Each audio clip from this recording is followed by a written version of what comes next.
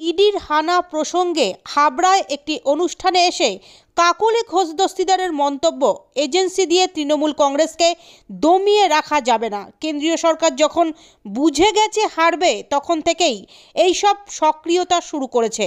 শুভেন্দু অধিকারী তৃণমূলের কম্বল গোছানোর মন্তব্যে কাকলি বলেন, ইডির হানা কি বলবেন? এজেন্সি দিয়ে তৃণমূল কংগ্রেসকে দমিয়ে রাখা যাবে না, তাই বলবো। সেদিন দেগঙ্গা শুভেন্দু অধিকারী তোরটা জবাব দেবো না ওরটা জবাব দেবো? কেন্দ্রীয় সংস্থা যখন বুঝে গেছে হারবে, তখন থেকেই শুরু করেছে এইসব। শীতের পোশাক গুছিয়ে রাখুক মন্তব্য করেছেন শুভেন্দু অধিকারী আজকে। কার শীতের পোশাক? দমকল মন্ত্রী ইডি গেছে বাড়িতে, শীতের পোশাক গুছিয়ে রাখুক।